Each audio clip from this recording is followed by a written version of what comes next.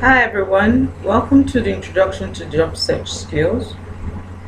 We're actually giving this lecture for free from our company Solution Finders Limited. We know that part of what Solution Finders Limited does is actually recruitment. And we've seen so many issues and errors with job applicants, and we felt the need to give this free lecture to candidates and people looking for jobs. So in the Introduction to Job Search Skills, we are going to help candidates to ascertain how to position themselves as the appropriate and the right candidate for any job. Some of the things we'll be looking at is how do you actually position yourself to get a job. We'll be looking at your resume, we'll be looking at the cover letter, we'll be looking at how you can network and the 6 processes that are involved to get yourself ready to get a job. I hope you enjoy this. Moving on, the first thing, my name is Lovett. It's really nice to meet you. I'm here because I love to give presentation. After the lecture, if you do want to contact me with any questions, you can reach me on lovett@solutionfindersltd.com. The first thing first in the job search skills is to ask, what are job search skills? Job search skills are the skills you have to possess to position yourself as the right candidate for whatever job you apply for. There are certain skills as an individual that you have to have. Sometimes we find out some people have first class, some have 2-1s, and they don't have jobs. But you have the third class and the second class lowers having jobs, and you're wondering, where did I go wrong? So that shows that truly having job search skills are very, very important. And those are some of the things we are going to look at here today. Before doing that, we look at a quote from Ralph Waldo Emerson. It says, big jobs usually go to the men who prove their ability to outgrow small ones. Let's keep that as a food for thought in the future.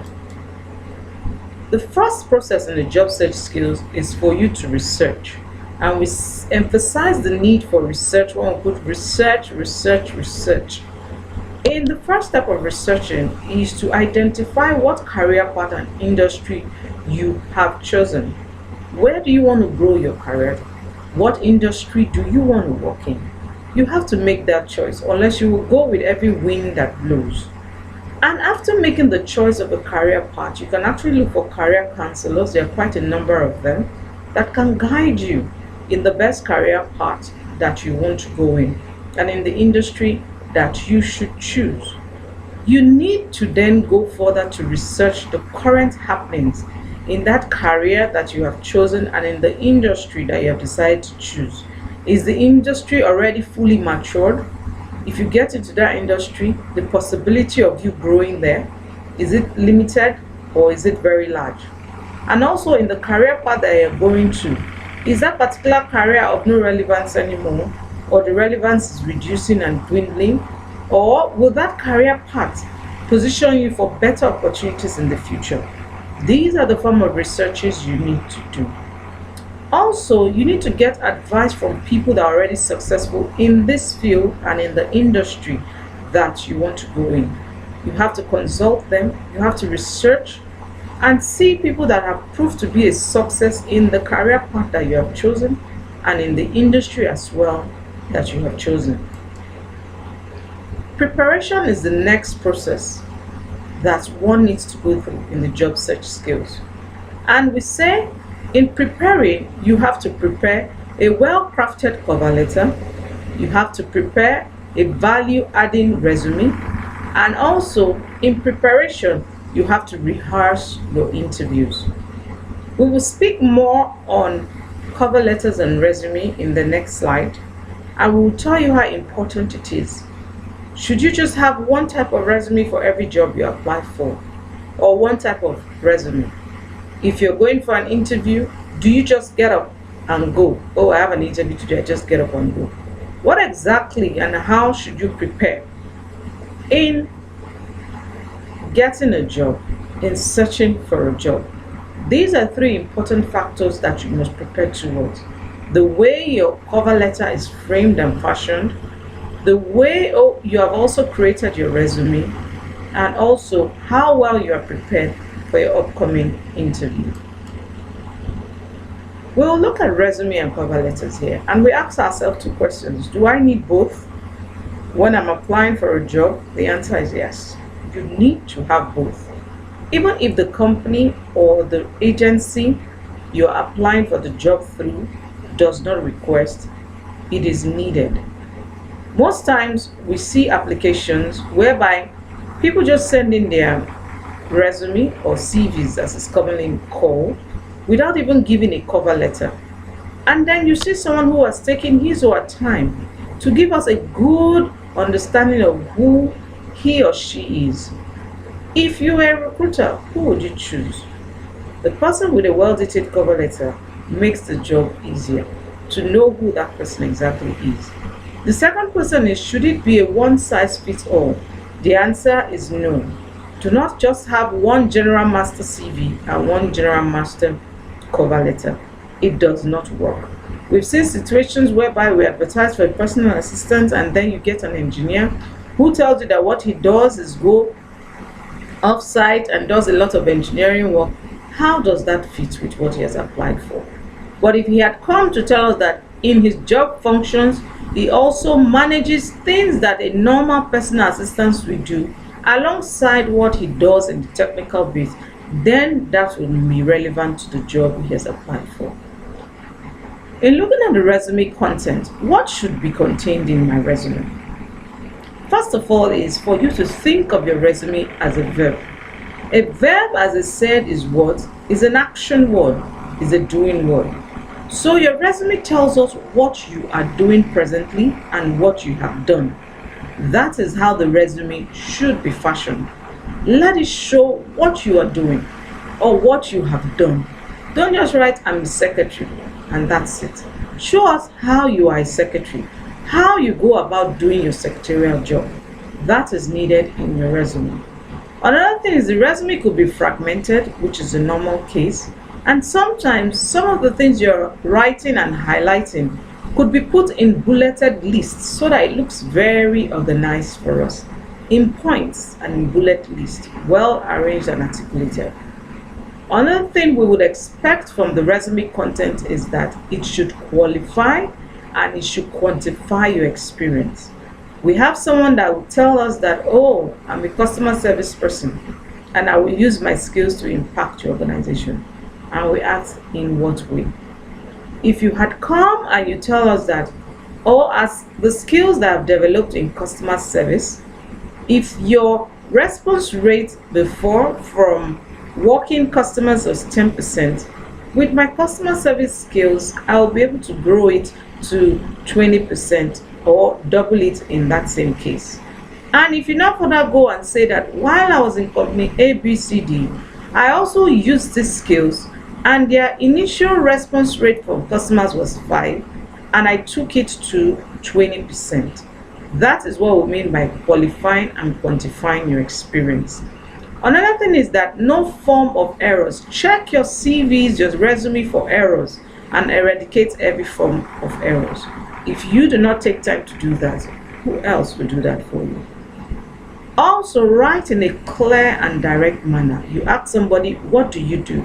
And he gives us like a 12 line of what he does. You can just ask, what do you do? I can type, I can use MS Word, I can use Microsoft, I can use Excel to like 10 degrees. That is what we mean by clear and direct. For the cover letter, we said think of it as an adjective. An adjective is what qualifies a noun. So let your cover letter qualify you. You are the noun. Let it tell us who you are. Let this cover letter be a link and a bridge between you and your resume. That is what it should do. It links you, qualifying you, and what has been written in the resume. Let it also be well written. Let it also show your communication skills. A lot of times we see disjointed cover letters. There is no flow. Make sure your cover letter has flow. That as I'm reading, I'm understanding. That is key in your cover letter. Also, use whatever job you have applied for, the job post, to develop your cover letter. If they have asked for someone with typing experience, make sure in your cover letter you are stating there how you can type, how you learned typing. Just make sure that the relevant job description is reflected in what you can do in the cover letter. Then ask yourself, what value can you add? If you were the recruiter or the owner of the company that is requesting for a staff, if you go through the staff CV and cover letter, do you find value? Has the staff stated what value you can add, and from the experiences, does that value show? Always ask yourself that question. We come to the networking, which is also a very key area in the job search process. It states here that 8% of jobs are not advertised and 6% of jobs are filled through networking. So does that mean if I do not know anybody, I will not get a job? The answer is no. But there are various ways in which you can know people and build networking. And one of them is volunteering at an organization actively. You can volunteer at any organization, even if you don't have a job right now, close to you, and just tell them, I'll come in 2 or 3 times a week for free and help out. And volunteering actively doesn't mean going to buy food or serving as the errand boy. But if you see someone doing a project, you involve yourself, you ask questions, you learn. You also engage your mentors. Pick a mentor and engage the mentor.